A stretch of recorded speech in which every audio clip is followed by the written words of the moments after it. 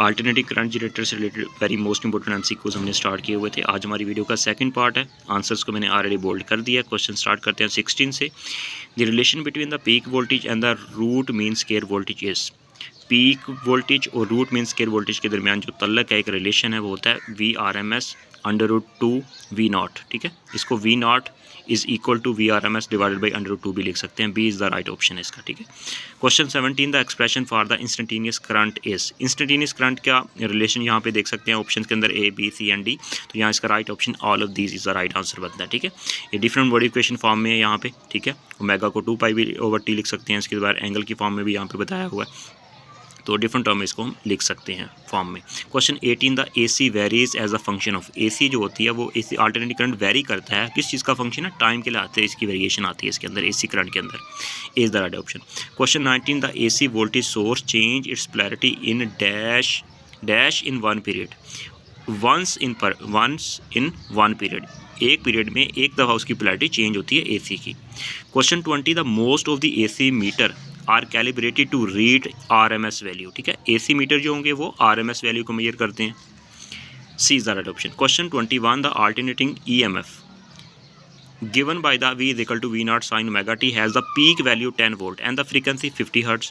The instantaneous EMF at t is equal to 1/600 second is. तो यहाँ पे simple इसका फार्मूला आप यूज़ करेंगे, ये वाला। ठीक है, जिस तरह करंट है, करंट की जगह वोल्टेज को यूज़ कर लेंगे आप। V is equal to V0 sin 2π/Ft। T की वैल्यू यहाँ पे पुट करेंगे, पाई की वैल्यू पुट करेंगे और यहाँ पे वोल्टेज की वगैरह की वैल्यू पुट करके तो हमारे पास यहाँ पे आंसर आ जाएगा। ठीक है, इसको आप कैलकुलेट कीजिएगा। 21 का राइट ऑप्शन। नेक्स्ट क्वेश्चन बात करते हैं 22 की। Alternative current can not be used for. AC current को हम यूज़ नहीं कर सकते चार्जिंग ऑफ बैटरी। बैटरी को चार्ज करने के लिए हमेशा DC करंट को यूज़ किया जाता है। ठीक है, C is the right option. Question बात करते हैं 23 की।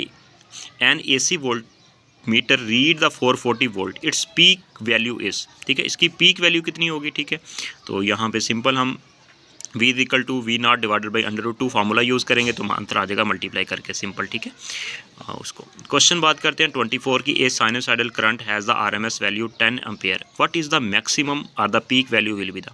उसकी मैक्सिमम और पीक वैल्यू कितनी होगी? तो सिंपल फार्मूला आपने यूज़ करना है यहाँ पे IRMS √2 और यहाँ पे हमारे पास आ जाएगा I0। ठीक है, ये फार्मूला यूज़ करेंगे तो हमारे पास आंसर इसका कैलकुलेट कर लीजिएगा। क्वेश्चन नेक्स्ट बात करते हैं 25 की। द फ्रीक्वेंसी ऑफ AC इन पाकिस्तान। पाकिस्तान के अंदर जो अल्टरनेटिव करंट आ रहा है, ठीक है, उसकी फ्रीक्वेंसी कितनी होती है? तो उसकी होती है 50 हर्ट्ज़। ठीक है, फ्रीक्वेंसी। क्वेश्चन बात करते हैं 26 the main reason for world wide use of AC। ठीक है, दुनिया के अंदर ये AC करंट को क्यों यूज़ करते हैं, DC को क्यों नहीं यूज़ कर सकते? क्योंकि इसको ट्रांसमिट करना लॉन्ग डिस्टेंस तक आसान होता है। ठीक है, यहाँ पे एनर्जी लॉसेस नहीं हो सकते, इसलिए B is the right option बनता है इसका। ठीक है, क्वेश्चन बात करते हैं 27 की। The most common source of AC का जो मोस्ट कॉमन सोर्स है वो मोटर भी नहीं है, बैटरी भी नहीं है, जनरेटर से AC करंट प्रोड्यूस होता है।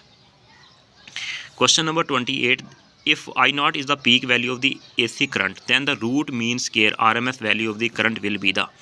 तो इसका IRMS is equal to I0 divided by √2 is the right option। ठीक है, question 29 the output voltage of the AC generator at T is equal to small t is equal to capital T divided by 4 is given by। ठीक है, तो output voltage इसका find करना है तो इसका हमारे पास आ जाएगा एग्जैक्टली वो फैक्टर आ जाएगा V is equal to V0, मतलब मैक्सिमम आउटपुट यहाँ पे वोल्टेजेस आ जाएंगे।